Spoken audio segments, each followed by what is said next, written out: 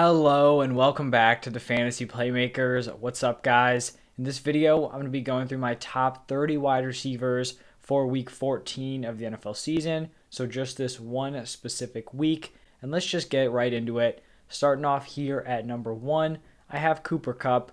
Pretty much consensus every single week. He has clearly been the best fantasy wide receiver. I don't see why anything changes here with his matchup on Monday night.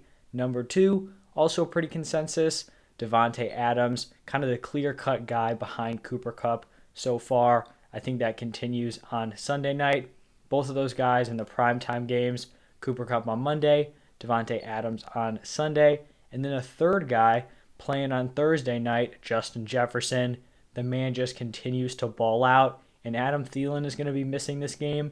So we'll really kind of see how Justin Jefferson operates as really only like the clear top target who is healthy. I really have no concerns there, though. I think if anything, he just turns into a target monster.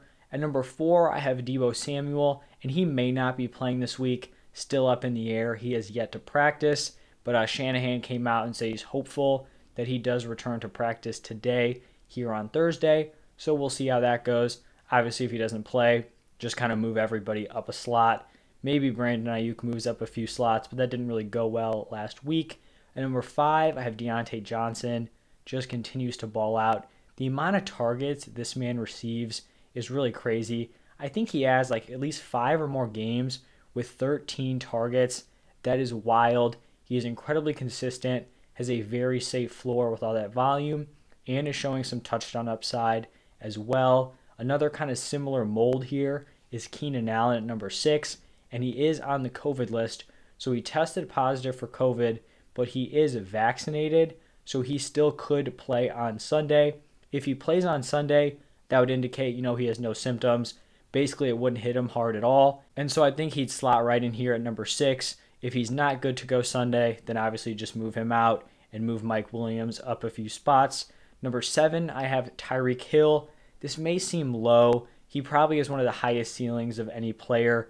The Chiefs' offense has just not been consistent, and he just doesn't have the safety of a guy like Deontay Johnson or Keenan Allen. At number 8, I have Stefan Diggs. He's also someone that I think could be ranked higher. This is a fairly solid matchup against the Bucs. That secondary does not scare me at all, and I would not be surprised if Stefan Diggs has a big game. Number 9, I have CeeDee Lamb. He's going to fall in this like mid to bottom end wide receiver 1 range rest of season. A very, very nice play. Then at 10 and 11, I have back-to-back Buccaneers wide receivers. Mike Evans here at number 10, Chris Godwin at 11. The reason why I have Mike Evans one spot ahead of Godwin is really just this Bills defense. The Bills do a great job of taking away the middle of the field, and that is more so where Chris Godwin kind of lives compared to Mike Evans, who's going to be more out wide. Godwin does get a lot more work out of the slot, but still, both of them top options. Chris Godwin coming off setting the Buccaneers franchise record for receptions. A guy who's kind of fallen off a little bit here, Jamar Chase at number 12. I still think he's a very solid top weekly play. He just needs to start connecting on those big plays like he did earlier in the season. Marquise Brown also kind of scuffling as of late. A lot of that has to do with Lamar Jackson just not producing to the same level he was early in the season. I expect both of those players to bounce back. Up next at number 14, it is Hunter Renfro. And if I told myself that in week 14 of the NFL season, I would be ranking Hunter Renfro as like a borderline wide receiver 1, I would have told myself I was crazy, but the man just keeps on producing. Very safe with his overall target share, and has put together some pretty solid games, big time performances, 20 plus points. So he's a very solid high-end wide receiver 2. After him, I have T. Higgins, who is really starting to break out. It really was just a matter of time before he had, some monster performances. Was just getting really unlucky in terms of the touchdown luck. Some of that kind of went in his favor. And then last 2 weeks, absolutely balling.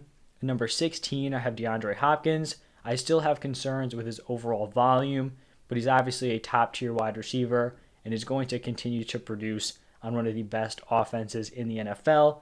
At 17 and 18, I have back-to-back Seattle Seahawks, DK Metcalf at 17, Tyler Lockett at 18. Not fully bought into that offense, just yet. They did have a much better game in week 13. We'll see how this week goes. If they ball out against the Texans, then I could easily see Metcalf probably moving up towards a borderline wide receiver 1. Tyler Lockett can move up there as well, depending on how this game goes.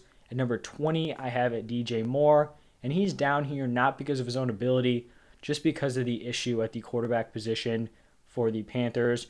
We don't know how Cam Newton's going to look. Plus, I think they're going to go to a more run-heavy approach, which obviously is not going to benefit the pass catchers.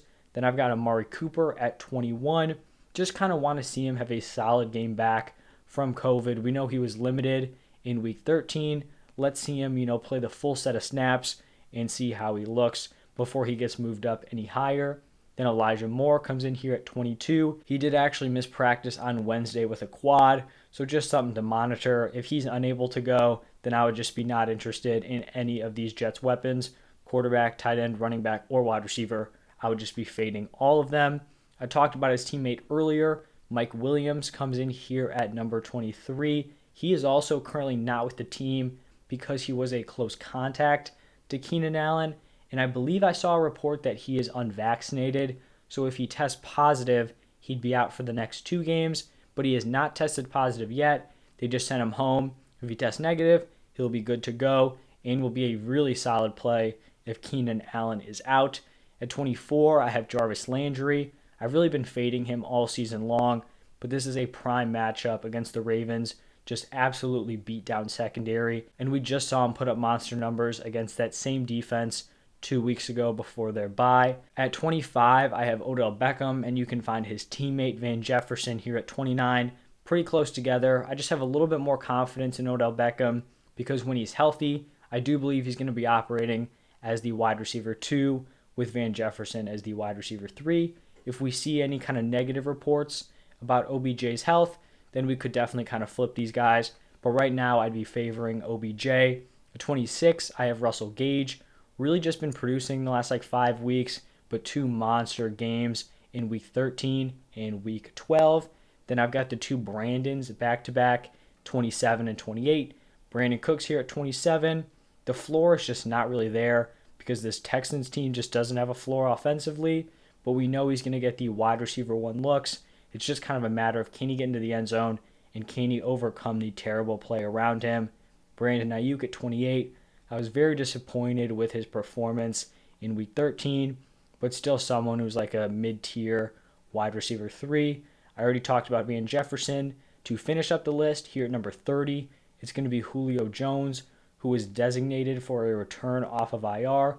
So that does not mean he is going to be playing on Sunday, but he did practice at least in a limited capacity on Wednesday. So we'll see if he is good to go come Sunday. If he is, I think he's like a mid-tier wide receiver 3.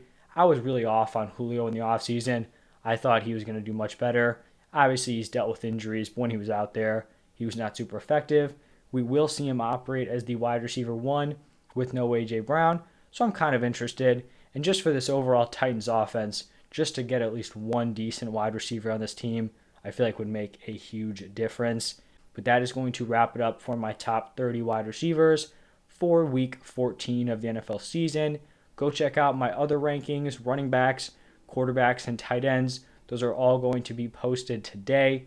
Thank you guys so much for stopping by, and I'll see you in the next one.